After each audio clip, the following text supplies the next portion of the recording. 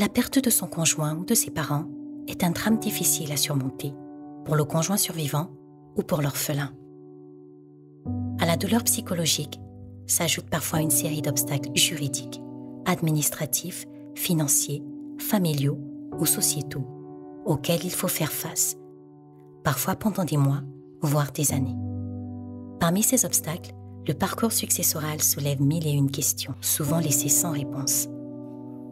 À l'occasion de la Journée internationale des veuves, ces conjoints survivants ainsi que les orphelins témoignent et partagent leur vécu, ainsi que les difficultés rencontrées sur ce long chemin de la succession. Écoutons-les. Nous avons fait 18 ans jusqu'à sa mort.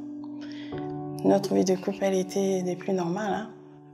C'était beaucoup plus de fous rires. On était très complices tous les deux. Nous étions mariés, ça faisait 7 ans déjà. C'est ce qui décède. 7 ans. Mais on a fait 18 ans de vie commune. Combien nous sommes? Nous sommes au nombre de 14. Et concernant l'entente entre les enfants et notre regretté père, je peux dire que il y avait des hauts et des bas, comme dans toutes les familles, mais le papa cherchait à rassembler tous ses enfants. Il y a d'autres qui ne voulaient pas de cela.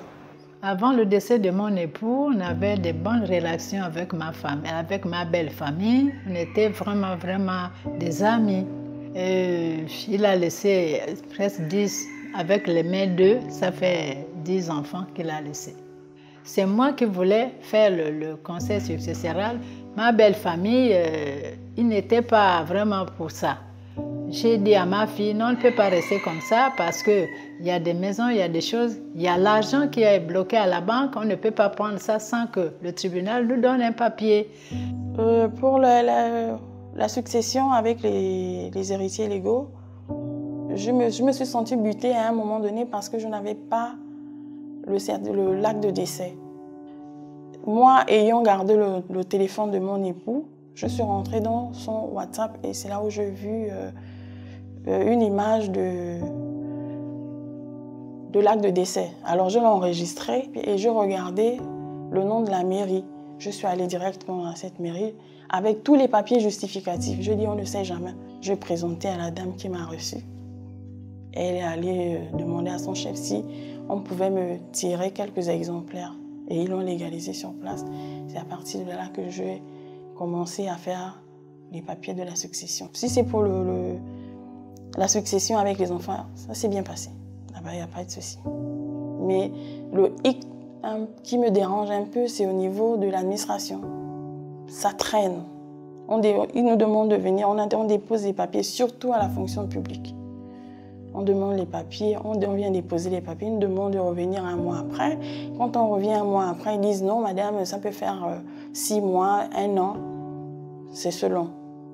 Et jusqu'à présent, je n'ai pas de papier de la fonction publique. Donc, je suis coincée à tous les niveaux. Je ne peux plus rien faire tant que je n'ai pas ces papiers. En fait, ils se sont rendus compte qu'ils ne veulent pas que ça se tienne parce qu'ils savaient qu'ils n'allaient pas avoir le droit ou les pleins pouvoirs sur les biens. Ils croyaient que c'était en fait d'office que ça puisse revenir aux aînés. Donc, ils ont tout fait pour bloquer la situation. Ils ont nos pièces. Ce sont eux qui devaient faire un peu des démarches administratives au niveau du tribunal, le reste, pour le conseil successoral. Ils ne l'ont pas fait. Vraiment, c'est un désordre absolu, quoi. Si on a fait des démarches pour exclure des aînés du conseil successoral, oui, on en a fait. Mais ça fait près de 8 mois sur le tribunal. Aujourd'hui, ce qu'on va obtenir, c'est faire en sorte que les choses aillent vite, parce qu'il y a certains qui souffrent en ce moment, surtout les petits frères et les petites sœurs qui sont à l'étranger. Ils souffrent beaucoup, ils ont besoin de financement, alors que l'argent de leur père est dans les bras d'autres personnes et beaucoup d'argent. Ils sont en train de s'amuser avec, ils ne se plaignent pas, ils sont heureux. Voilà, tout ce que nous voulons, c'est juste qu'on nous aide à améliorer tout ça pour que tout le monde puisse être pareil, quoi. Il n'y a pas de grand, il n'y a pas de petit quand il s'agit de succession. Tout le monde doit être égal, voilà. Un jour, je suis à la maison, mon téléphone sonne, c'est mon gestionnaire qui m'appelle. Parce que lui aussi gérait le compte de mon époux. Il me demande est-ce que tu es allé à la banque signaler que ton époux est décédé? Je lui ai dit non. J'ai constaté que le compte de ton mari est en rouge. Et c'est là où le grand frère de maman m'appelle pour me dire que ton beau-frère m'a appelé pour me dire qu'il a bloqué le compte parce que tu joues avec l'argent de son frère. Je lui ai dit, mais est-ce qu'il a le droit d'aller bloquer le compte? Il n'a pas ce droit-là. On arrive chez mon grand frère, c'est le grand frère de mon époux. Ils nous ont laissés là sur le soleil, en train de les attendre. Ils étaient dans un restaurant, en train de manger. J'appelle le petit frère, donc ils sont ensemble. Oh non, pourquoi tu fais ça? Pourquoi c'est pas toi qui dois donner les ordres? C'est pas toi qui dois dire qu'on va faire le conseil? C'est pas toi, c'est moi qui dois donner les ordres et tout. J'ai dit d'accord, je m'en vais, je suis partie à la maison. Je les ai laissés. Maintenant, quand on m'a dit qu'ils étaient à l'hôtel en train de manger, quand j'ai parlé là, ils étaient là en train de m'écouter et ils m'ont laissé sur le soleil. J'ai dit, je ne fais plus rien avec vous. Ils m'ont appelé que tu amènes tes parents, on amène aussi nos parents, on va faire. J'ai dit non, parce que je sais que ça se fait avec moi et les enfants. Donc moi, je ne viens pas. J'ai refusé. J'étais maintenant chez moi à la maison. Et c'est là où la fille, ma fille, que j'ai gardée, est partie chez l'huissier de justice, a amené le papier, venue me donner le papier là. Et le papier, on a déposé au niveau du tribunal. On a dit après une semaine, on va récupérer ce papier. C'est son petit frère que j'ai dit là qui gère l'argent, les 400 000 qui sortent du loyer. C'est lui qui gère. Le peu que la police me donne, c'est avec ça que je paye le courant, je paye l'eau, je mange. Et si je n'ai pas, je demande à mes enfants de viennent en aide.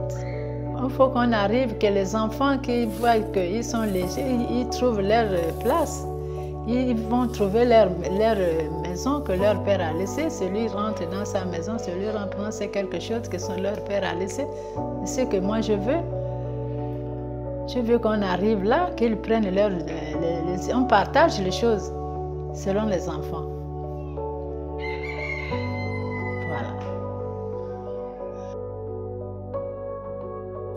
Aubierge, Cédric et Clotilde. Quelques minutes de parcours de vie parmi tant d'autres. Des parcours de vie uniques dans leur vécu, mais identiques dans le difficile accès au droit. En renforçant l'information, la sensibilisation et en offrant un soutien adéquat, nous pouvons contribuer à faciliter le processus successoral des conjoints survivants, des orphelins et même de familles entières, en leur garantissant une justice équitable. Ensemble, nous pouvons briser les blocages et promouvoir le plein accès au droit.